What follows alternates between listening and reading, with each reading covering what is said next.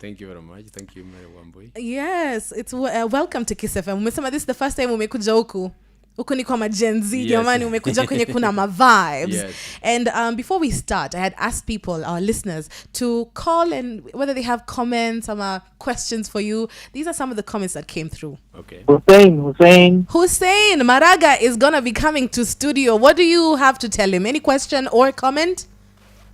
Salimia tu. Asante. Salamu tu, hauna swali, hauna comment. Hakuna kitu yoyote, msalimie tu. Salimia bwana Maraga. Salamu zitamfikia. Thank you. And someone else sent in a message. Naongea na Amos, nilikuwa nimewakole. Hey Maraga, welcome to Kiss FM. By the way, you are our favorite candidate. By the way, you are a nice man na tunakuombea ushinde 2027 alafu upeleke Kenya the right way. Yeah. So tunakuombea sana na tunakusupport. Tutaweka paybill kwa ile namba, but isikaribie kura ututoroke tafadhali. Havana siwezi. Amesema ukipata kura usitusahau jamani. Siwezi. That's a very interesting sentiment. Tumeona politicians come and talk to us nice when they campaign, and then when they get those positions of power wanatuacha. Now before we get into that, you are not a legacy politician in the way Raila and Kalonzo are. You know, even you said that, you know, politics was never in the cards for you. Yes. Why now? Why did you decide you want to be president now? Thank you very much, Wambui, for that question. Yeah. And you're right. I've never been a president. I've never previously, I didn't aspire to be one. Yeah. Because I thought everybody has his line or a profession to follow. Yeah. But then, you know, politics. I mean, it's not for they are not people born for that. Yeah. It's because of the way things are being run in our country. Things are being run in our country, and you just get worried about where our country is headed. I mean, I've seen this after 2022 election with the promises. We thought we are going to have a change, but we have had a change for the worse. Yeah.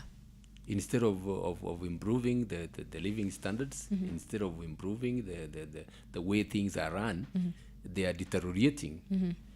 And I got quite worried. Then last year, with the Gen Zs protesting, I was shocked at the action that was taken. Young people are being kidnapped. Young people are being killed. Some are being tortured. For the only thing they did, in my understanding, when you look at, you take a global view of what they were complaining about, is that the constitution was not being implemented.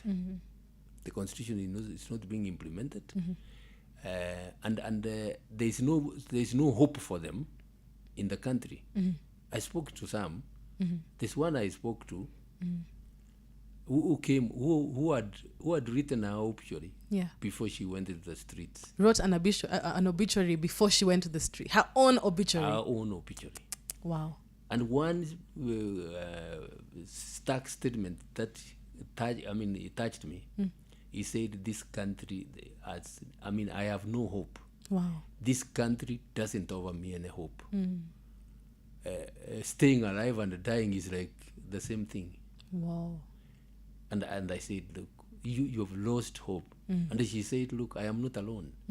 Well, there are quite a number of hours like that. Right. So you saw a gap. You saw a leadership gap. I saw. It's a leadership that has messed up the affairs of our nation. Okay. And I said, look, no, we can't watch. We can't watch to see Kenya going down to the Indian Ocean. Kuna hii lyric, sitasimama maovu yakitendeka. Yeah. Okay. Yeah. You've brushed shoulders with powerful people in Kenya. You have been the Chief Justice of Kenya. You know, that's power. What have you noticed about how what happens to Kenyan leaders when they taste power. What's been your observation? My observation is that when most of them, when they get into power, Yeah. they want to enrich themselves. Okay. They care very little about the people, about the people they are supposed to represent.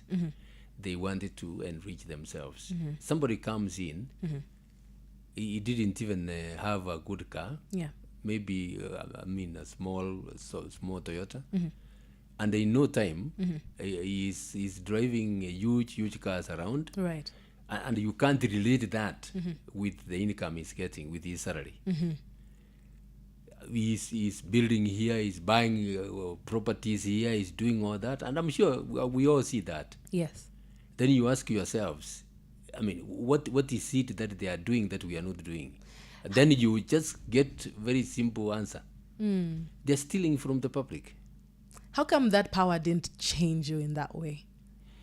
I'm one person who has believed that I am entitled to what I have worked for. I'm entitled to what I have worked for. I'm a Christian, and I make no secret about that, and I'm proud of that. Yeah.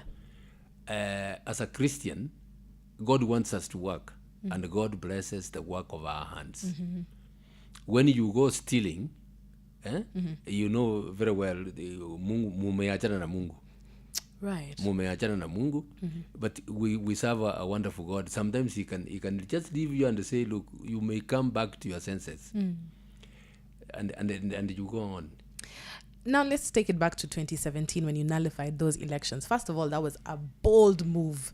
In a time when political pressure was just mounting on you, there was, there's the fact that the elections in Kenya are just so charged, emotionally. That was such a bold move. And so now that the IEBC has been reconstituted, do you trust that they are able to deliver a credible election in 2027? Yes. You do? No. Just let me answer. I'm saying I was acknowledging your question. Okay. What I'm saying is 2017. By the way, I was not alone. Yes, of course, but you were the face of it. I led the three other judges. Yes. And we nullified the election. Why did we nullify the election? Because it was not done in accordance with the Constitution. Okay.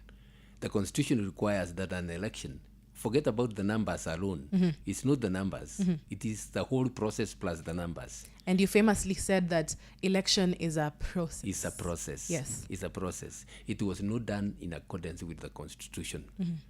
And if as Chief Justice you turn a blind eye to those kind of things, you can easily set the country on fire. You know what happened in 2007, 2008. Yes. That is something no Kenyan would want us to go back to. Yes. So if you are doing your work and you are doing your work as you are required to do, you do the right thing. Yes. And I think that's what we did, and I'm happy that quite a number of Kenyans appreciate that. Yeah. So this you are talking about now. Yes.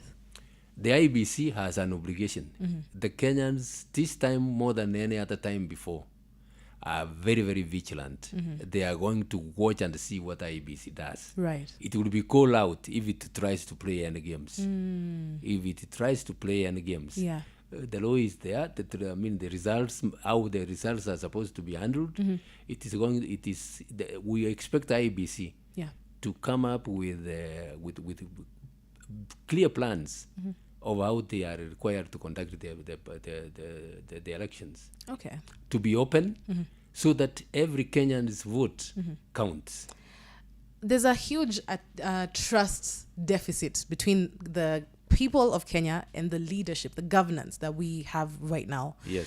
Any candidate who presents themselves as an option to the Kenyan people and says, "Hey, you guys need to vote for me. I have something I can do for you," has to bridge that trust gap, right? So what speak on that as a presidential candidate. You say you want to run and lead this country. How do you think you will be able to get the trust of the Kenyans? Because Kenyans have lost trust in the police, in the systems, the governance systems. So what will you do to bring that trust to where it should be? Thank you very much.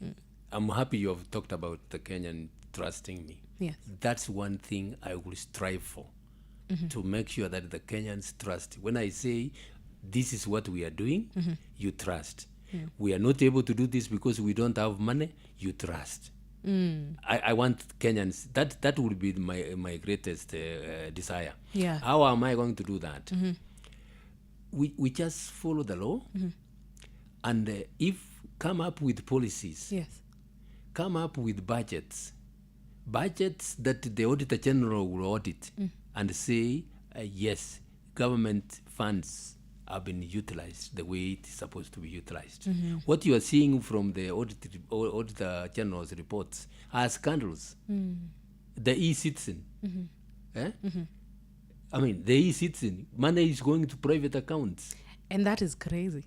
I mean, how is that done? And then we're just supposed to, when they say money is lost, we're just supposed to take that for what it is? For what it is. No, those are among the first things I will stop. I will stop that. Yeah. We have been told about money going to ghost schools. Those people who are involved in getting that money to ghost schools will be taken to. I mean, action will be taken against them. Okay. When you are firm and you lead from the front, Yeah. everybody will follow.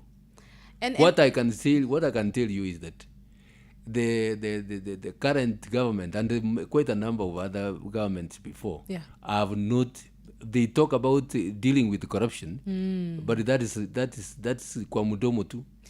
corruption, from what I understand, is very systemic. It's ingrained in the systems, especially of governance. Yes. So when we come back, we're going to talk about the fact that you are running on an anti-corruption kind of platform. Yes. You're presenting yourself as an And the option rule of law, and the rule of law. So when we come back, we're going to talk about that, because the biggest enemy right now in Kenya is corruption. Correct. And I want to play a song that is appropriate for that. Bien, you know, Msani anaitwa Bien. I mean, all my enemies are suffering. Do you have any enemies yourself? Who are your enemies, if not corruption right now? We need you to list your enemies. Yeah. Who are your enemies before we play the song? Who is an enemy of Maraga? I mean, people will always not agree with what you do. Right. There are others. I mean, they may not even come out, but they don't like you. Yeah. They may not necessarily be enemies. Yeah. But they don't like what you are doing. May they suffer. That is what we are saying. All my enemies are suffering. All my enemies.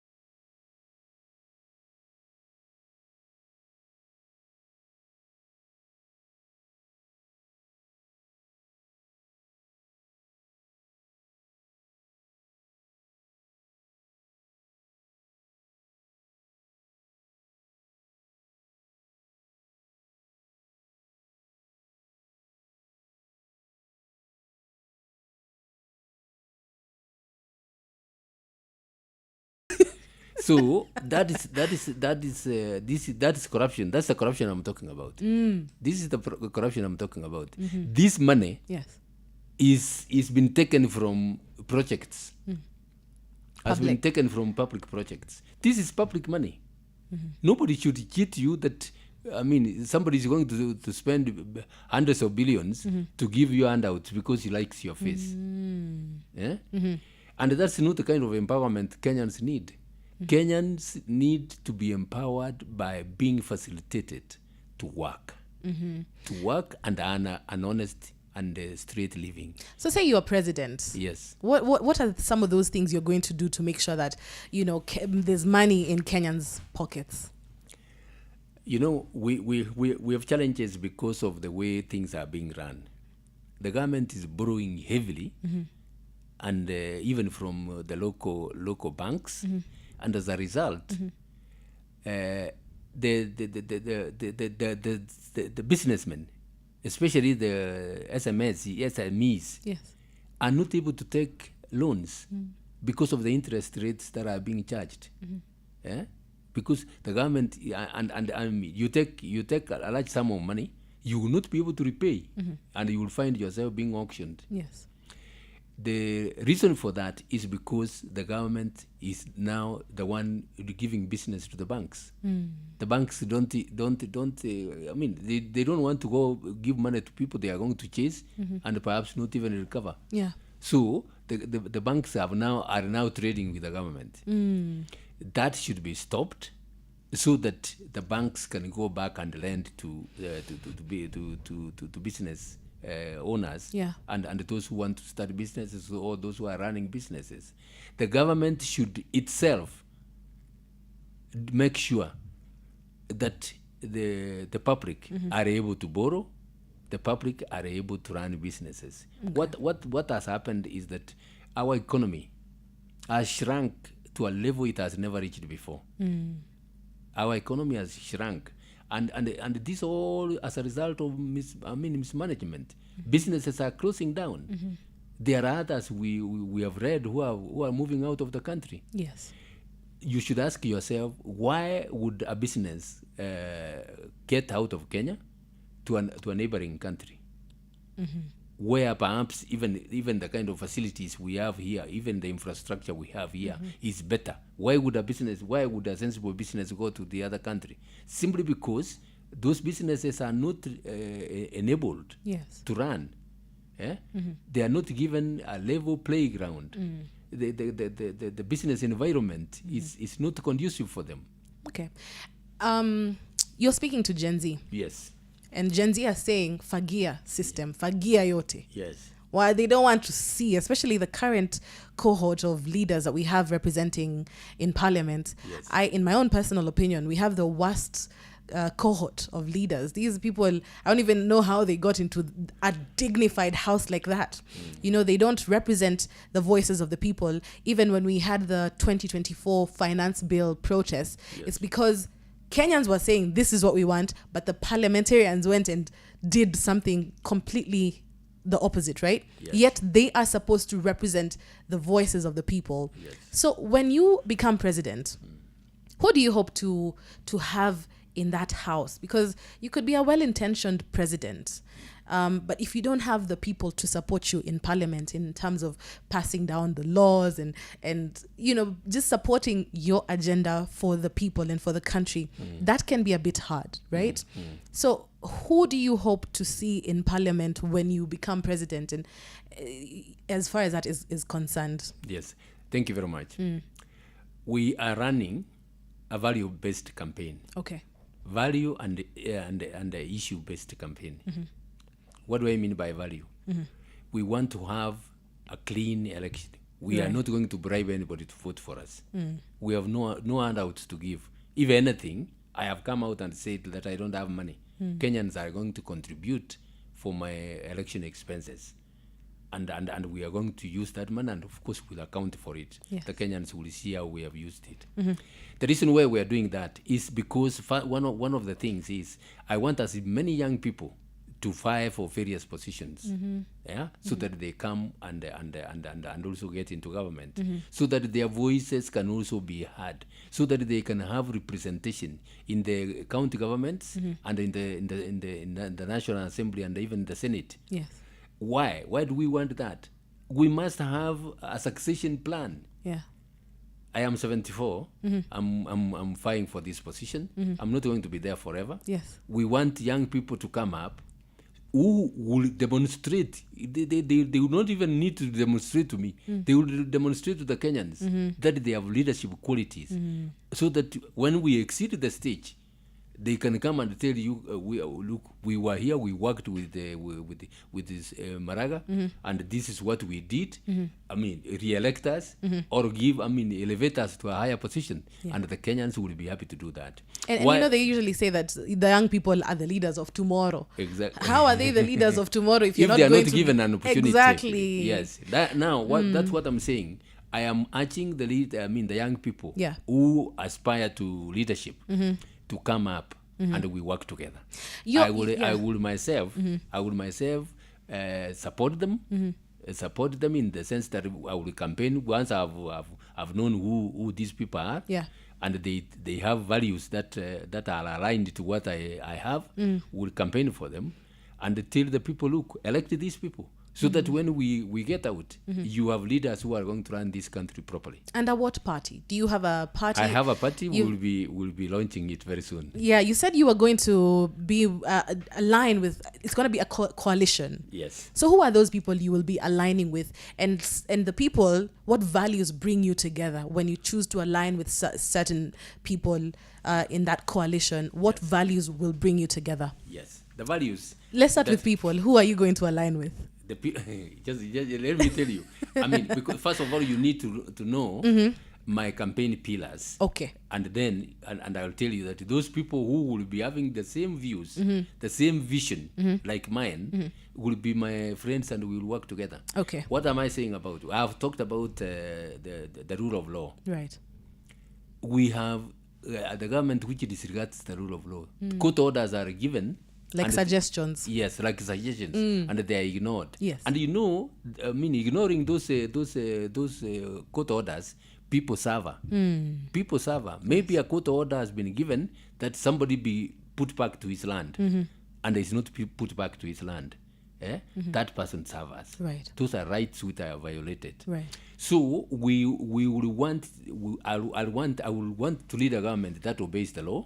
If there are court orders given against me, if I'm not happy with them, I will appeal. Yeah. If I go to the top and eventually the court rules against me, I will raise my hands and obey the law. Okay, so the rule of law is the pillar, the one... The pillar that is there. Even if you look at the Gen Zs, yes, what they were complaining about. Basically, when you look at the whole thing globally, what they were complaining about is that the Constitution is not being implemented. The Constitution is not being implemented, and as a result, they are suffering. Right. They are suffering. I mean, if it is jobs, positions that they are not able to compete on a level playground. Their favoritism done to others. Even the fact that the law guarantees the right to picket and demonstrate, and then we see, heavy force, death.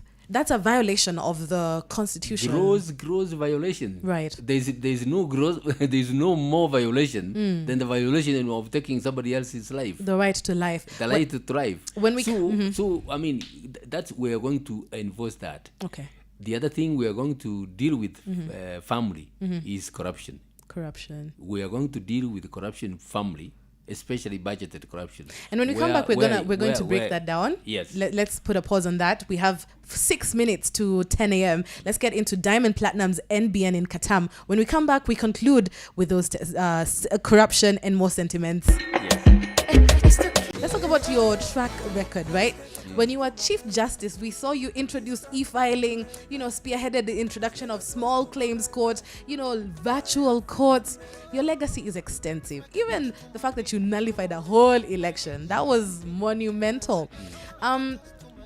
With that legacy in mind, wewe ni mtu tumeona utafanya kazi kwa Wakenya.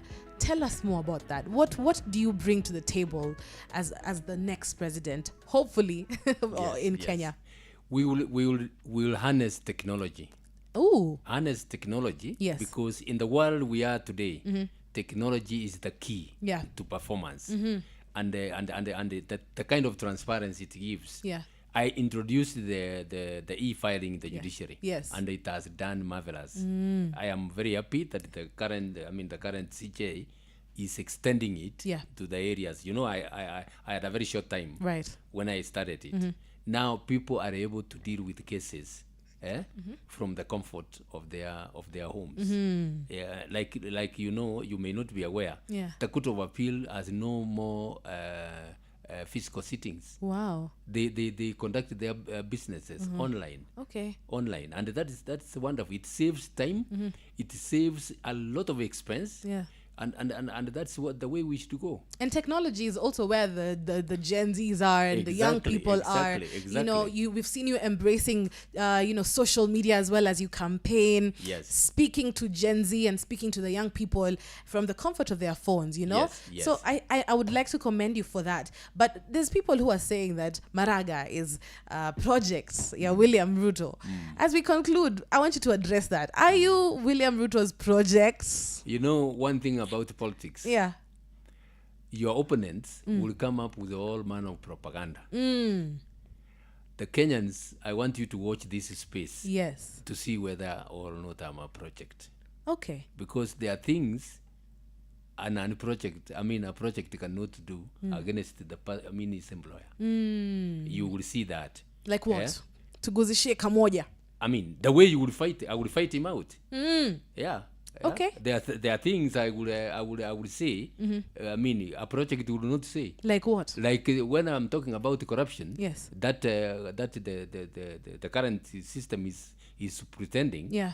And you wait and see how many the others will come out clearly on that. Okay, and you're running up against people who have budgets. We just saw a story of our president is rocking a jacket worth 1 million. Hawa ni watu wako na pesa bwana. And politics is a very expensive affair. You need budgets to go on the ground and to campaign. Yes. I know that you have been able to raise maybe 492,000. Yes. That's like 8,000 to 500,000. Yeah. But even that that is, of course, that is very, very little. Yes. We will require a lot of money, and I'm appealing to Kenyans to please support. Yeah. To please support, because I am going to work for you. You support. If Kenyans want really change, not cosmetic change, support me, and I promise you, we are going to bring that change. I think that's one of the reasons why Yeah. I think the Kenyans will support me is because those who have those deep pockets. Yeah.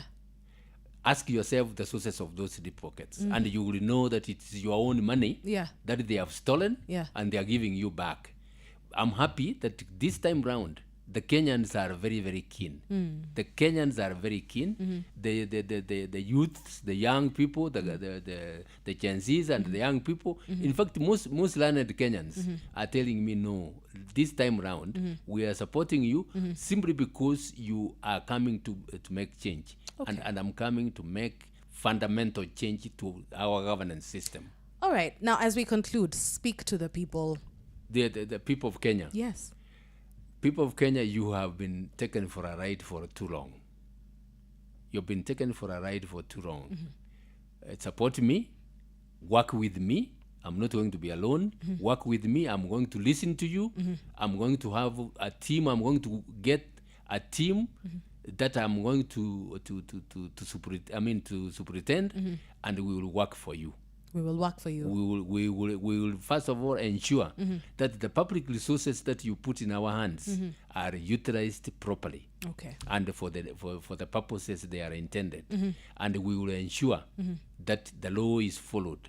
When you follow the law, if there are people evading tax and the law is raised against them, they will pay tax. Okay. And you will find, I want us to read a state where the Kenyans will fear the law more than they fear the police. Wow. Eh? Okay. Fear the law. More than they fear the police. Yeah. If you are driving in an area where speed is restricted, and you are going to be caught by cameras. You don't want. And if you flout that rule several times, you will even lose your license. Yeah. Kenyans will follow the law. Umesema the law is going to be your shield in Shield leadership. And the sword. And the sword. Yes. Thank you so much for coming. Thank you I very much. I wish we could have like an hour just to talk I'll come and to again. get to We'll come that would be again. lovely. I'll come again. Thank you so much for having us. I feel so calm in your presence. Thank you. Like I was nervous, but I'm not,